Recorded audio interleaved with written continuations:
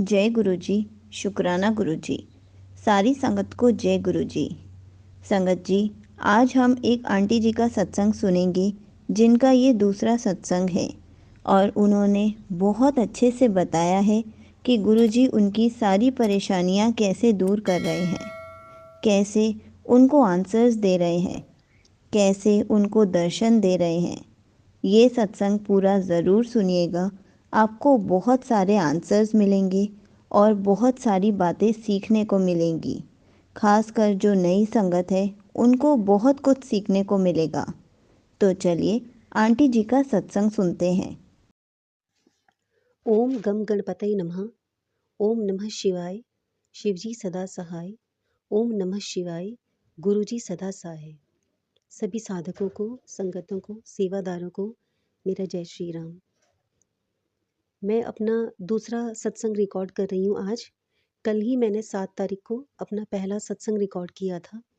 थोड़ा उसमें कुछ छूट गया, वह भी मैं आप सबसे शेयर करना चाहती हूँ।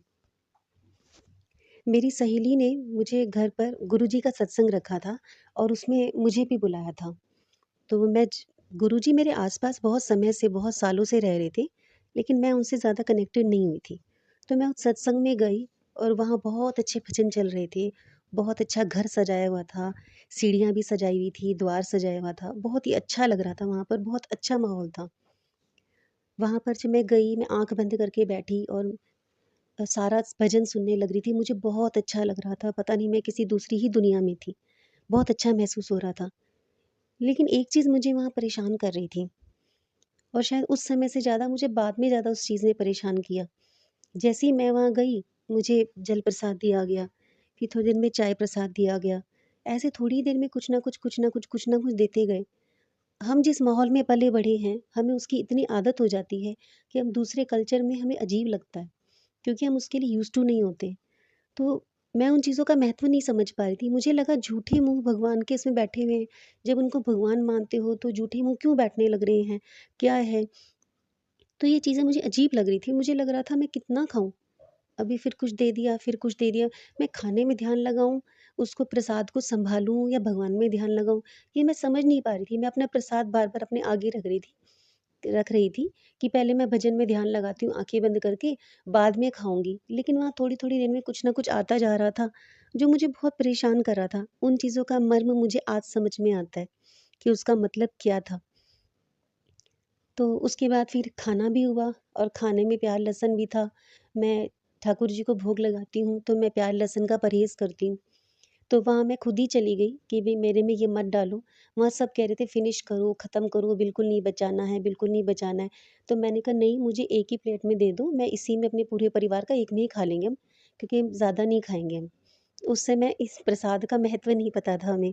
तो मैं वह थाली लेकर के अपने घर में आ गई और मेरी और हस्बैंड की इसी बात पे बहस हो गई। मैंने कहा सत्संग तो बहुत अच्छा था, गुरुजी बहुत अच्छे थे, माहौल बहुत अच्छा था, लेकिन कितना खाएँ, कितना खाएँ? खा-खा के परेशान हो गए, खा-खा के परेशान हो गए। मैं बार-बार यूँ कह रही थी और वो कह रहे थे नहीं ऐसे नहीं बोलना चाहिए, जैसे जो है ठीक है। हमारी इस बात पे बहस हो गई। मेरा इनफैक्ट मुझे गुस्सा भी आ रहा था। मैंने कहा आप किसी और के लिए घर में झगड़ा करने लग रहे हो। क्या है ये टॉफ़ी खाना, ये खाना, वो खाना, ये कोई प्रसाद होता है समोसा खाना, ये हो प्रसाद में कोई ऐसी तामसी चीज़ें होती हैं। मतलब जो हमारी मेंटालिटी होती है, जिस तरह से हम पले-बड़े होते हैं, हम वैसा ही सोच रहे होते हैं, उस दायरों से बाहर नहीं आ पाते हैं। तो लेकिन उसके बाद मैंने महसूस किया कि पहले भी मेरी कई सर्जरीज़ हो चुकी हैं, तो परहेज़ तो मेरे शरीर में पहले से ही चल रहे थे, बीमारियाँ काफ़ी सारी चल रही थी। लेकिन उसके बाद से मेरा खाना खाना बिल्कुल धीरे-धीरे बंद होता चला गया। मुझसे कुछ भी खाना पचाना पहले भी पाचन कमज़ोर था, शायद इसीलिए गुरुजी मुझे खिलाना चाह रहे थे, मेरी बीमारियों को दूर करने के लिए, लेकिन मैं मूर्ख थी। मैं इसका मर्म नहीं समझ पाई और मैं उसी खाने में दोष निकालती चली गई, कुतर्क लगाती चली गई। उसके बाद मेरा इतना खाना मुश्किल होने लग गया कि मुझे स्टोन की बीमारी हो गई और सिस्ट भी हो गई और फैटी लीवर भी हो गया। मैं बहुत परेशान रहती थी, कुछ भी नहीं खाया जाता, यहाँ तक कि स्टोन में बोला गया कि पानी बहुत पीना है, मुझसे पानी भी नहीं पीता था, मुझे हर चीज़ से उल्टी आती थी। जो दवाइयाँ खा रही थी स्टोन की, सिस्ट की, उससे भी गैस बहुत बन जाती थी। मतलब यहाँ तक कि कपड़े पहनने भी मुश्किल हो रहे थे, इतनी मेरे को गैस बन जाती थी। मैं कैसे पहनूँ, कैसे चलूँ, क्या करूँ? नौकरी के साथ बहुत मुश्किल हो रहा था। छुट्टी भी ले ली, लेकिन फिर भी शरीर तो परेशान हो ही रहा है, छुट्टी लेने से क्या होगा? तो ये एक पीरियड बहुत ही मुश्किल था, धीरे-धीरे मेरी बीमारी बढ़ रही थी, लेकिन मैं ये बातें समझ नहीं पाई थी। जैसा कि मैंने पिछले सत्संग में भी बताया था कि मेरा घर मैं चेंज कर रही थी, बहादुरगढ़ से वसंत कुंज आ रही थी। फिर उसी फ्रेंड ने मुझे फिर से बुलावा दिया कि उसके घर में सत्संग है, जिस दिन हमें शिफ्ट करना था उससे जस्ट 1 दिन पहले।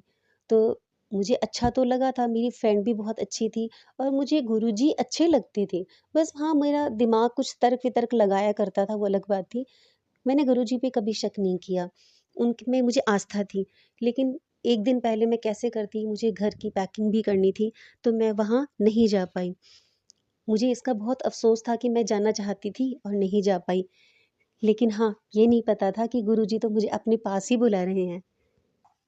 फिर जब मैं वसंत कुंज शिफ्ट हो गई, मेरी बहन छतरपुर मंदिर बड़े मंदिर हमें लेकर के गई, तो वहाँ मैं गई। शुरू में पहली बार मुझे अजीब लगा, वो मैंने पिछले सत्संग में आपको बताया।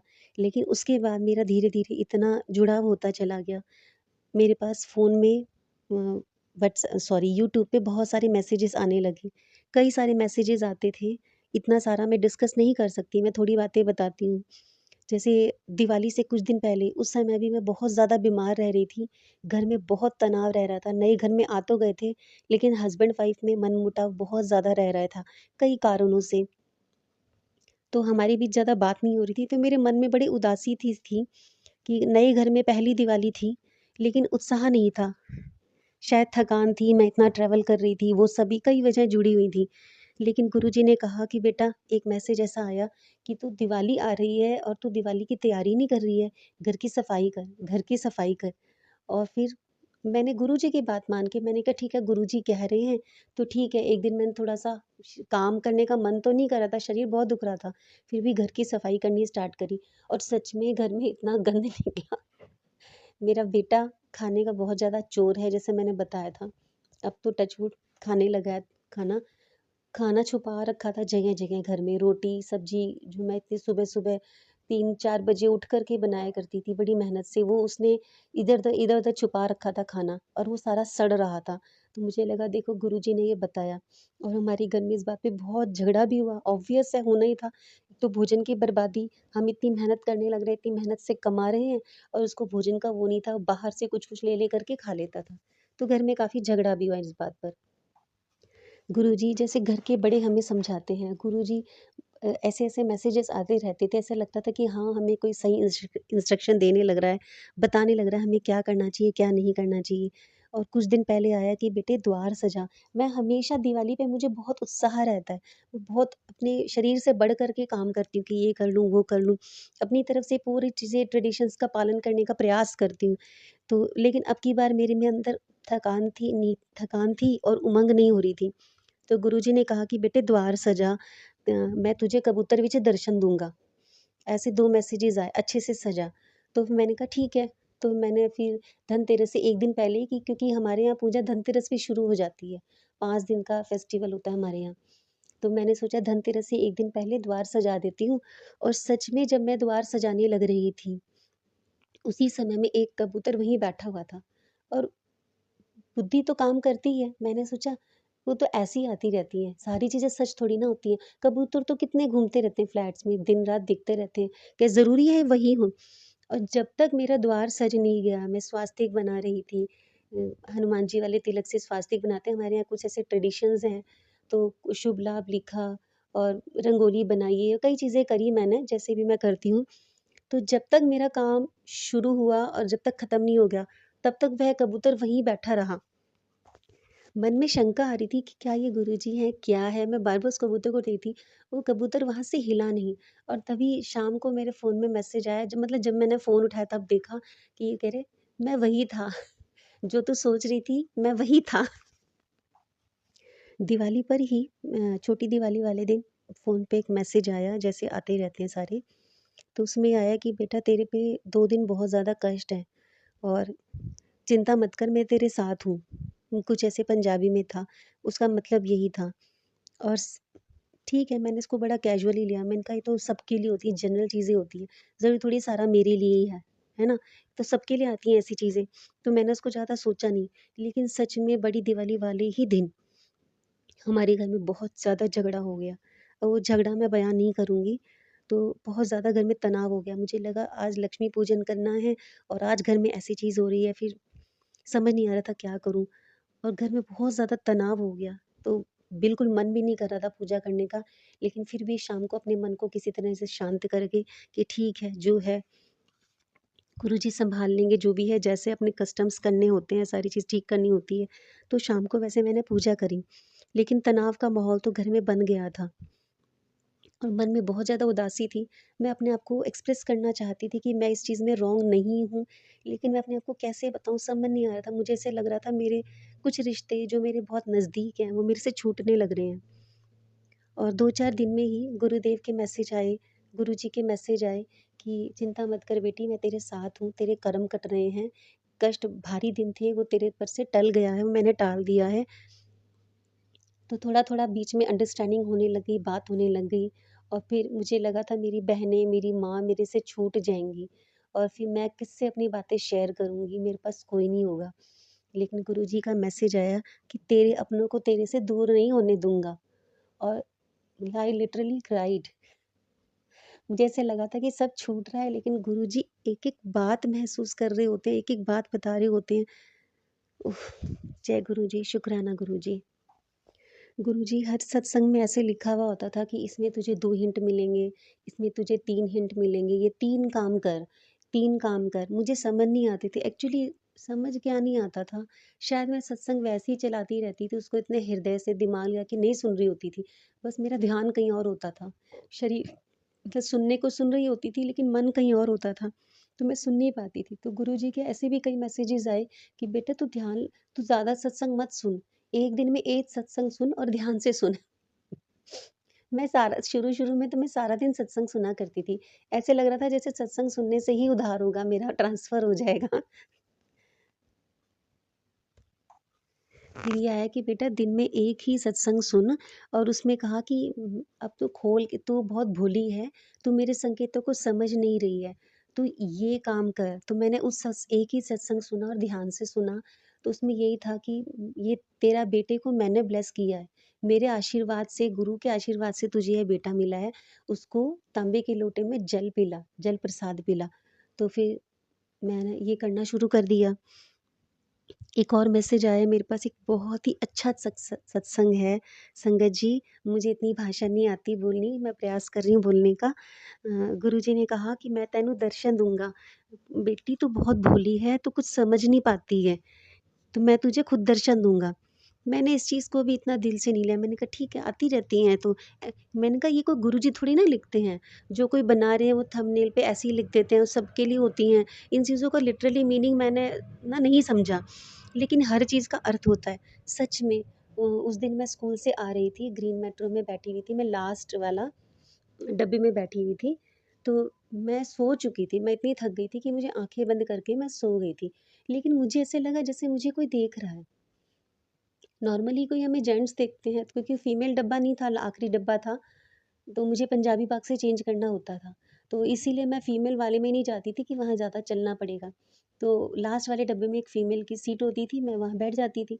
तो मुझे ऐसे सोते-सोते ऐसे लगा जैसे मुझे कोई देख रहा है और मैंने ध्यान दिया सामने बिल्कुल गुरुजी ही थे।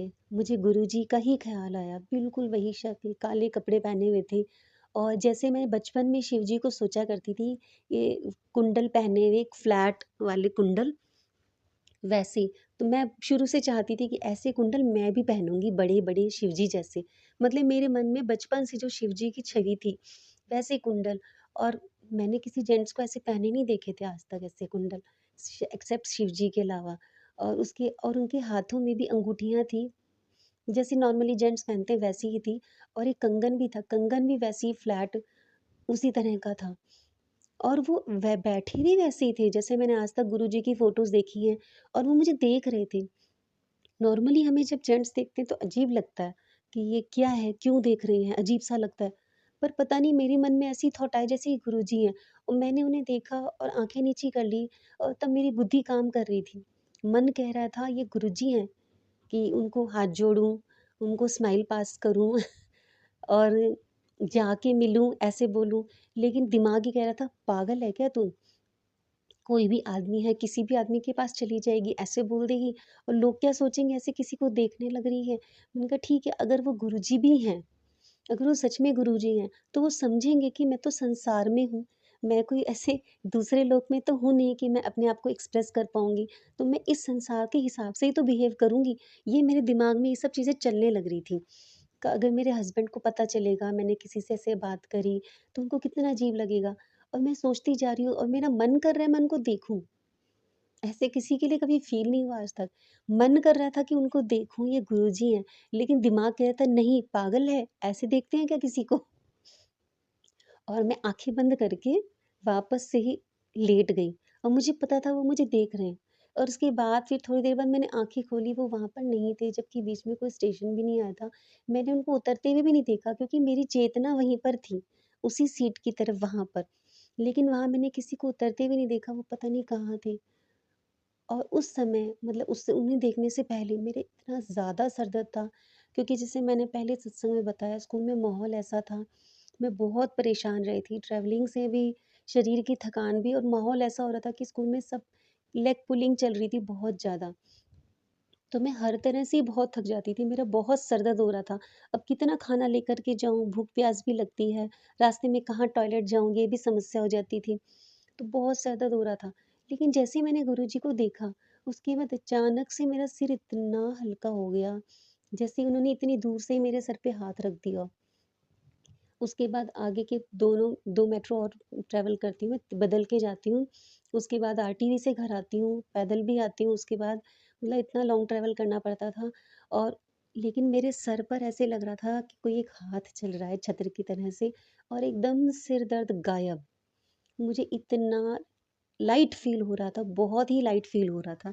जय गुरुजी, शुक्राना गुरुजी। गुरुजी, मुझे नहीं पता था कि मैं आपकी कृपा पात्र हूँ, मैं इतनी लकी हूँ। मैं तो अपने आप को बहुत ही तुच्छ मानती थी कि मैं तो बहुत पापी हूँ, मुझे तो बिल्कुल अकल नहीं है किसी चीज़ की, और आपने मुझे स्वयं दर्शन दिए। लोग कहते हैं तितली के दर्शन होना, आपने मुझे तितली के दर्शन भी दिए, आपने मुझे कबूतर के रूप में दर्शन भी दिए, आपने मुझे साक्षात दर्शन दिए। मतलब मुझे नहीं लगता मैं इस योग्य हूँ, और मतलब कैसे एक्सप्रेस करूँ अपने आप को समझ नहीं आ रहा है। हाँ, एक एक और बार आपने मुझे दर्शन दिए, मेरे मन में आपने कई बार कहा कि मैं जोत में दर्शन दूँगा, लेकिन मैं ही इतनी पागल हूँ, अवश्य ही आपने दर्शन दिए होंगे, लेकिन मैं इतनी भाग-भाग के काम करती हूँ कि मैं तसल्ली से बैठ के जोत को देखती भी नहीं हूँ। दर्शन तो तभी होंगे ना जब हम तसल्ली से बैठ के देखेंगे। मैं तो भागती ही रहती हूँ, भागती ही रहती हूँ, हर काम भाग-भाग के करती हूँ। एक और प्रसंग याद आ रहा है जब गुरुजी ने मुझे ओम स्वरूप के दर्शन दिए थे। जब मेरी फ्रेंड है जो स्कूल में, वो मेरे लिए रोज़ मूली लेकर के आया करती थी खेतों से उखाड़ कर के, कि गुंजन मैडम को मूली पसंद है तो आप मूली खाना। तो वो उसने मुझे मूली दी। कई बार वो 2-3 ले आती थी, कभी 1 लाती थी। तो एक उस दिन बहुत बड़ी सारी मूली लाई, कहने लगी मैडम घर जाके खा लेना, कोई बात नहीं आज मैंने कहा इतनी थोड़ी खाऊँगी। कह रही घर ले जाओ, घर जाके खा लेना। और घर जाके जब मैंने वो मूली निकाली, वो बहुत बड़ी मूली थी और उसमें इतना बड़ा ओम लिखा होता है, एकदम क्लियर। मतलब यूँ नहीं कि मेरा वहम था, वही मूली मैंने अपने हस्बैंड को दिखाई। मैंने कहा देखो कितना सुंदर ओम लिखा हुआ है, इतना बड़ा सारा ओम क्लियर एकदम। ये बेटे को भी दिखाई, तो बेटा कहने लगा मम्मी इसको तो है ना हम सँभाल कर के रखेंगे, कि इतना सुंदर ओम है, हम दिखाएँगे सबको। और इसको कभी हम खाएँगे नहीं। मैंने कहा नहीं बेटा, जो खाने की चीज़ें होती हैं वो तो खाने के लिए होती हैं। ये तो भगवान हमें संकेत देता है। ये थोड़ी ना भगवान इसी के अंदर है, भगवान तो ऐसे हर चीज़ में होते हैं। लेकिन ये उन्हें हमें संकेत देते हैं कि हम तुम्हारे साथ हैं। तो ठीक है, ये तो प्रसाद है। तो वो किसी ने भी नहीं खाई, ना हस्बैंड ने खाई। बाई चांस ऐसे सोचा नहीं था कि नहीं खाना। हस्बैंड ने भी नहीं खाई, बेटे ने भी नहीं खाई, वो सारी मूली मैंने ही खाई। जय गुरुजी, शुक्राना गुरुजी। मेरे आस-पास गुरुजी बहुत समय से, बहुत सालों से थे, लेकिन मैं उनसे दिल से कनेक्ट नहीं हो रही थी। ले और उसके बाद आश्रम जाने के बाद मैं फ़ोन पे भी उनके सत्संग सुनने लग गई थी, तब थोड़ा-थोड़ा कनेक्शन होने लग गया था। एक्चुअली थोड़ा नहीं, काफ़ी कनेक्शन होने लग गया था। लेकिन फिर जैसे मैंने अपने पिछले सत्संग में भी बताया कि कुछ मैंने अपनी शैली में जब किसी का सत्संग सुना, उसमें ये था कि माँगो नहीं मन्नो। गुरुजी से माँगो मत, क्योंकि वो तो तुम्हें क्या दे सकते हैं और तुम्हें माँगना ही नहीं आता। हमारी क्या औकात है, हमारी तो बुद्धि इतनी सीमित होती है कि हमें यही नहीं पता हमारे लिए क्या सही है, क्या गलत है, किस समय क्या मिलना चाहिए, हमें नहीं पता, हम तो मूर्ख हैं। अपना भला भी नहीं जानते हैं, तो हमें माँगना ही नहीं चाहिए। और फिर जब मैंने ये सोचा कि जब मैंने पापा स्वरूप में मानती हूँ, मैंने अपने पापा से कभी भी कुछ नहीं माँगा। पता नहीं पापा इतनी रिस्पेक्ट की जगह पर थे मेरी लाइफ में, परमात्मा की जगह पर थे, लेकिन मैं उनसे कभी कुछ माँग ही नहीं पाई। फिर मैंने यही बात सोची, जब मैंने पापा से कभी कुछ नहीं माँगा, उनकी कभी चीज़ पे शक नहीं किया कि वो मुझे कब क्या देंगे, किस तरह से देंगे। बस ये पता होता था पापा जो करेंगे ठीक करेंगे। कभी भी कुछ माँगा नहीं, कुछ कहा नहीं, कुछ अपनी पसंद-नापसंद कभी भी नहीं बताई। तो वही मुझे गुरुजी के लिए लगा कि जब वो मेरे वो तो परम पापा है ना, परमपिता हैं। तो बस मुझे ऐसे लगा कि अब मुझे कुछ भी माँगना नहीं है। नहीं तो मैं दिन-रात एक ही बात माँगती थी, गुरुजी मेरा ट्रांसफ़र कर दो, गुरुजी ट्रांसफ़र कर दो। मैं थक रही हूँ, आपको पता नहीं चल रहा मैं कितनी परेशान हूँ। मैं सारा दिन शिकायत करती थी। मैंने ये काम उनको सौंपा हुआ था। पहले मतलब मैंने शिवजी को सौंपा था। सावन में मैंने संकल्प लिया था कि हर दिन शिवजी को पंच स्नान कराऊँगी। तो मैं पंच स्नान कराया करती थी जब मैं बहादुरगढ़ में थी। तब मेरे को वहाँ कच्चा दूध मिलता था, लेकिन जब वसंत कुंज आई तो मुझे लगा यहाँ कच्चा दूध कैसे मिलेगा? यहाँ तो सब लोग थैली वाला दूध लेते हैं। लेकिन फिर मैंने शिवजी को बोला, मैंने कहा शिव जी आप नहीं चाहते क्या कि मैं आपको ऐसे अच्छे से स्नान करा सकूँ? ठीक है, थैली के दूध से करा दूँगी। लेकिन शिवजी ने मेरा अरेंजमेंट करवा दिया और मेरा नियम यहाँ भी नहीं टूटा। मुझे गाय का कच्चा दूध देसी गाय का कच्चा दूध यहाँ पर भी नसीब हो गया और मैं यहाँ पर भी अब की बार 2 सावन के महीने थे, तो मैंने हर दिन शिव परिवार को मैं स्नान कराती थी, गणपति जी को भी, दुर्गा माँ को भी और शिवलिंग को, सबको स्नान कराया करती थी। तो फिर ये मेरा नियम अच्छा चला। जय गुरु जी, शुक्राना गुरु जी। तो जब भी मैं शिव जी को स्नान कराया करती थी, मैं हमेशा यही बोलती थी, मैंने कहा शिव जी देखो सब लोग है ना मेरा स्कूल में मज़ाक बनाएँगे, सब सोसाइटी में सब लोग क्या कहेंगे? सारा दिन जय श्री राम करती रहती है, मेरे किश्जू मेरी कृष्णा, कृष्णा, कृष्णा करती रहती है। सब लोग क्या कहेंगे? कैसी भक्त है जो भगवान इसका ध्यान नहीं रखते हैं। मैंने कहा मेरे लिए नहीं, कोई बात नहीं मैं तो कष्ट झेल लूँगी, लेकिन मेरे कृष्णा का नाम खराब होगा, मेरे राम का नाम खराब होगा कि वो अपने भक्तों का ख़्याल नहीं रखते। मैंने कहा आपको ये काम करना है। पता नहीं वैसे मैं हर चीज़ कृष्णा को बोला करती थी।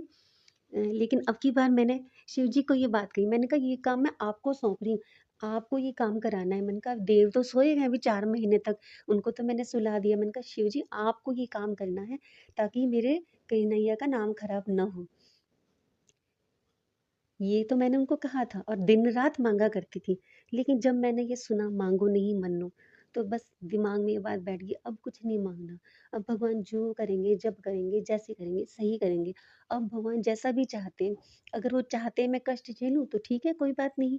वो जो कष्ट झेल रही है मेरे कर्म है, ये मुझे ही मेरा प्रारब्ध है, मुझे झेलना है। और वो खुशी-खुशी झेलना है।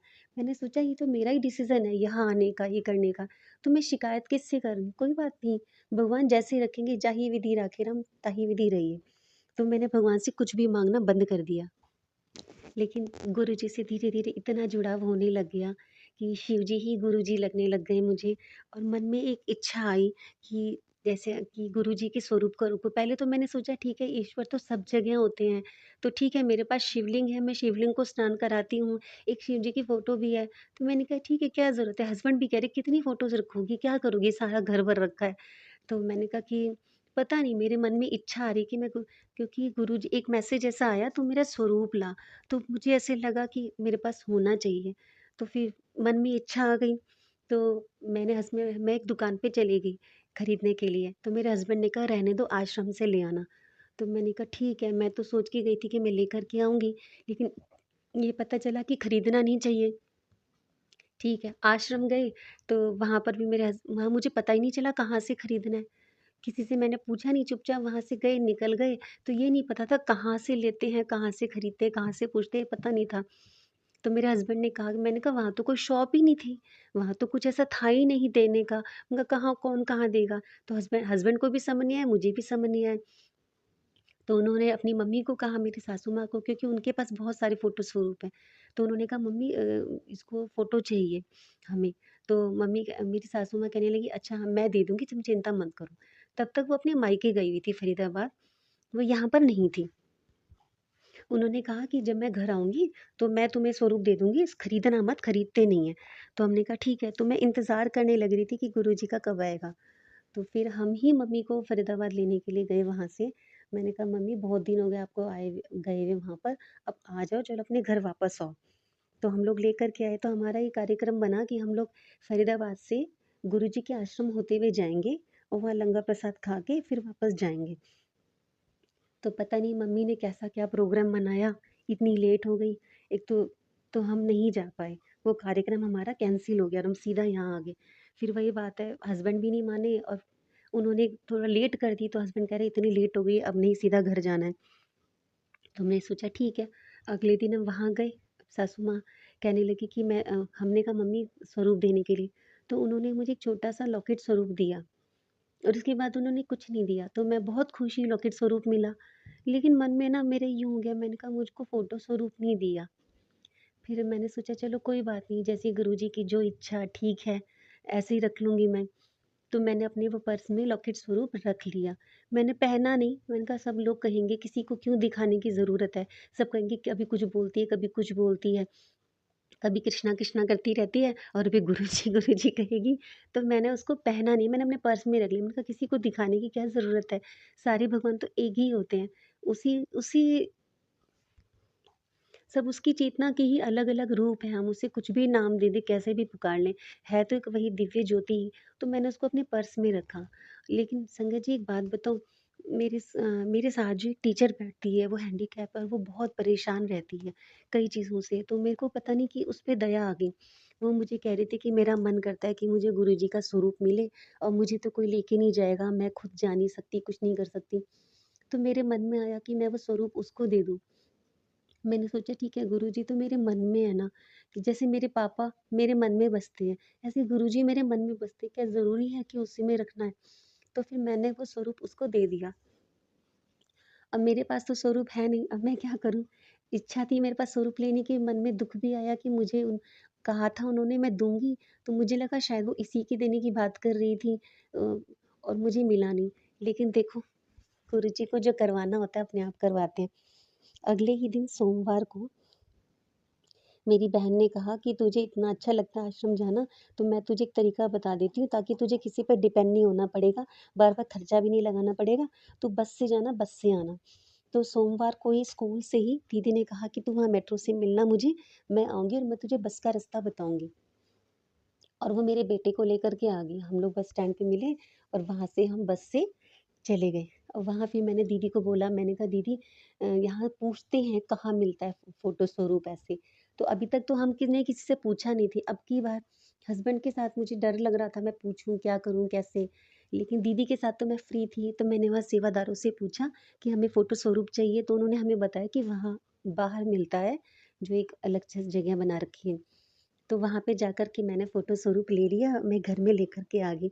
जय गुरुजी, शुकराना गुरुजी, आप हमारे घर आए, आप इसी तरह से आए, कोई बात नहीं, ये आपकी माया होती है कि मैंने चाहा दुकान पे गई लेने के लिए, वहाँ नहीं मिला, सासू माँ को बोला वहाँ नहीं मिला, लॉकेट स्वरूप आया, वो मैंने अपने आप ही किसी को दे दिया, लेकिन आप फ़ोटो स्वरूप में मेरे पास आ गए। उन्होंने पूछा भी था कि आप कहाँ रखोगे, क्या करोगे? मैंने कहा मेरे पास कोई और नहीं है, इनको मैं मंदिर में बैठाऊँगी और जैसे हम डेली जोत करते हैं, वैसे ही जोत करेंगे। वैसे तो अब तो हर दिन ही सत्संग होता है, हर बात ही सत्संग होती है, लेकिन मैं अब आखिरी सत्संग शेयर करना चाहूँगी, उससे मैं कंप्लीट करूँगी। 2023 में गुरुजी से कनेक्शन हुआ। 2023 में 2 जमा 2 जमा 3 यानी कि 7, 7 नंबर।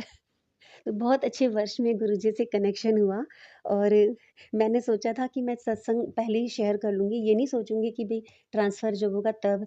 तो मैंने कहा कोई बात नहीं, सत्संग तो हर दिन ही हो रहे हैं, ऐसा थोड़ी ट्रांसफ़र लिस्ट में आएगा तभी होगा, मैं पहले ही शेयर कर लूँगी। लेकिन गुरुजी ने मेरी बात रख ली, क्योंकि शुरू में मैंने ये सोचा था जब मेरा ट्रांसफ़र होगा तब सत्संग करूँगी, लेकिन बाद में मैंने अपने विचार बदल दिए। तो गुरुजी एक मैसेज मेरे पास आया कि बेटा 7 तारीख से 2 दिन पहले ही तेनू सरप्राइज़ गिफ्ट दे दिया है मैंने और उसी दिन ही मेरा ट्रांसफ़र लिस्ट में नाम आ गया। अच्छा एक बात इसमें रह गई, संगत जी आपको और बताती हूँ। एक मैसेज मेरे पास आया था 4 तारीख को कि तैनू सेवा 3 तारीख को आया था, 3 जनवरी को कि तैनू अपनी सेवा बख्शांगा। तो मैंने कहा मुझसे गुरुजी क्या सेवा करवाएँगे? वहाँ लोग क्या-क्या सेवा करवाते हैं, उधर टॉयलेट में जाते हैं, पानी पिलाना और जो ट्रैफ़िक कंट्रोल करते हैं वो सब चीज़ें। मैंने कहा मैं कौन-सी सेवा करूँगी, कैसे करूँगी? मैं तो जब आश्रम जाती हूँ वहीं बड़ी मुश्किल से जाती हूँ, मेरी बस की तो है नहीं कुछ सेवा करना। कहा मुझे तो घर में डांट पड़ जाएगी, इतना मैं नहीं कर सकती हूँ। तो फिर मैंने सोचा ठीक है, गुरुजी जब कह रहे हैं तो गुरुजी ही देखेंगे कि वो मुझसे क्या सेवा लेना चाहते हैं। तो सच में गुरुजी ने मुझे सेवा का मौका दिया। मेरी छोटी बहन आई और वो अभी तक गुरुजी के आश्रम नहीं गई थी। 2-3 बार हमने प्रोग्राम बनाया, लेकिन उसका बार-बार कैंसल हुआ। अब की बार उसने खुद ही कहा कि दीदी मैं आऊँगी और मैं आश्रम जाऊँगी। तो मैंने कहा ठीक है। तो मैंने अपने हस्बैंड को बोला कि मेरी बहन को लेकर के जाना है आश्रम। वो कह रहे इतनी ठंड में तुम लोग पागल हो गए हो 4 तारीख को इतनी ठंड में। कह रहे मेरे को तो बिल्कुल हिलने का मन नहीं कर रहा, थोड़े बीमार भी हो रहे थे। फिर मैंने उनको बड़ी मुश्किल से मनाया कि मैंने कहा देखो फिर वो कैसे जाएगी, बहुत मुश्किल से हाँ हुई है ये, चलो चलो चलो चलो। तो वो लेकर के गए छोटी बहन को। देखो सेवा का मौका गुरुजी ने अपने आप ही दे दिया। और इससे पहले हम जब भी जाते थे ना, तो कार पार्किंग वहाँ अलग से जो बने जगह बना रखी वहाँ होती थी, फिर हम शटल सेवा से जाते थे। कई बार मेरे दिमाग में आया कि थोड़ी सी दूर तो है, पैदल हम जा सकते हैं, लेकिन मैं हस्बैंड के डर के मारी बोलती नहीं थी कि एक तो पहले इतना ट्रैफिक, वो बहुत परेशान होते हैं, क्योंकि छतरपुर तक पहुँचने में ही बहुत ज़्यादा ट्रैफिक जैम होता है। 2-3 बार आता है ट्रैफिक जैम काफ़ी जगह पर, और उसके बाद भी गुरुजी के मंदिर जाने तक भी 3-4 बार बीच में वैसे जैम आता है। तो वो यही बोलते रहते हैं कि कितना जैम आता है, मंदिर तो बहुत अच्छा है, अरेंजमेंट बहुत अच्छा है, अच्छा लगता है जाना, लेकिन रास्ते में इतना जैम, कितनी पहले निकलना पड़ता है, इतना पेट्रोल फूँकना पड़ता है, इतना टाइम, वो बार-बार इन बातों पे थोड़ा परेशान होते हैं। लेकिन है ना तो वो इसलिए मैं शटल सेवा के लिए कुछ नहीं बोलती, मैंने कहा ठीक है कोई बात नहीं, जैसे ये कहें वैसे चल लेते हैं। लेकिन जिस दिन मैं अपनी बहन को लेकर के गई, उन्होंने खुद ही बोल दिया कि आज शटल सेवा कम है, कृपया पैदल चले जाएँ, जो जा सकते हैं। तो फिर मैंने कहा ठीक है चल दो ना, क्यों लेट करना, पहले ही बहुत लेट होने लग रहे हैं, समय भी तो बचेगा, चलो चल देते हैं। और सब लोग मान गए तो हम सब लोग चल कर के गए। पहले मेरे हस्बैंड मज़ाक कर रहे थे, कह रहे कि देखो इन्होंने ज़्यादा बुरे कर्म कर रखे हैं, जो इनको शटल सेवा नहीं मिली। हम तो हमेशा उस सेवा में ही जाते हैं और आज ये पैदल जा रहे हैं। मैंने कहा देखो हम भी तो पैदल जा रहे हैं उनके साथ। शायद गुरुजी ने ये सोच लिया कि अब इनकी ट्रैवलिंग बहुत हो गई है, अब इनकी ट्रैवलिंग में मैंने वैसे ही बोल दिया कि हम इतना ट्रैवल कर रहे हैं ना, तो शायद हमारी गुरुजी आखिरी ट्रैवल करवा रहे हैं कि मंदिर तक पैदल चलोगे, तो तुम्हें बाहर इधर-उधर भटकना नहीं पड़ेगा। और वापसी में भी ऐसा ही हुआ। हमने सोचा चलो वापसी में तो शटल सेवा में चले जाएँ, तब भी उन्होंने बोला कि सेवा कम है, कृपया पैदल चले जाएँ। तो हम वहाँ पर भी पैदल गए। पैदल चलने में इतना परेशान नहीं हुए, पर इसको मैं गुरुजी की माया बता रही हूँ कि देखो उसी अगले दिन 4 तारीख को हम गए थे, 5 तारीख को लिस्ट में मेरा नाम आ गया। उनका देखो गुरुजी ने इसलिए पैदल चलाया था कि अब तेरा बाकी चलना कम हो गया बेटा, पुत्र तू बहुत घूम लिए। थोड़ी-थोड़ी पंजाबी बोलने लग गई हूँ मैं। कि पुत्र तूने बहुत यात्रा कर ली, अब जो यात्रा होगी यहाँ तक की होगी, तेरे को नज़दीक का स्कूल दे दिया है। जय गुरु जी, शुक्राना गुरु जी। ओम नमः शिवाय, शिव जी सदा सहाय। ओम नमः शिवाय, गुरु जी सदा सहाय। हे शिव जी भोले, सभी आत्माओं को सद्बुद्धि देना कि वो आपके मर्म को, आपके तत्व को जाने, आपके पास आएँ, आपके सानिध्य को पहचानें और सभी अच्छे मार्ग पर, सन्मार्ग पर चलें, कभी कोई कुमार्ग का चयन ना करें। सबको अपना संगत बना लो गुरु जी, सभी को अपनी संगत बना लो। इस कलयुग को ही सतयुग जैसा बना दो गुरु जी। सबका कल्याण करो, सबका कल्याण करो। जय गुरु जी, शुक्राना गुरु जी। ओम नमः शिवाय, ओम नमः शिवाय, ओम नमः शिवाय। Thank you so much aunty ji. आपने अपना सत्संग पूरे गुरु परिवार के साथ शेयर किया। आपका सत्संग बहुत बहुत प्यारा था। आपने बहुत अच्छे से सारी बातें समझाई कि कैसे नई संगत को क्या करना चाहिए और क्या नहीं करना चाहिए। सत्संग जाकर सबको पहले कैसा लगता है, आपने वो बहुत अच्छे से बताया, क्योंकि हर संगत यही सोचती है कि हम सत्संग में सत्संग अटेंड करें या फिर प्रसाद खाएं। इसलिए आपके सत्संग से बहुत कुछ सीखने को मिलता है। आपने बहुत सारी बातें बताई हैं। आपने स्वरूप के बारे में भी बहुत अच्छे से समझाया है। संगत जी, ऐसे ही गुरु जी आप सबकी भी परेशानियां दूर कर दें। जय गुरु जी, शुक्राना गुरु जी।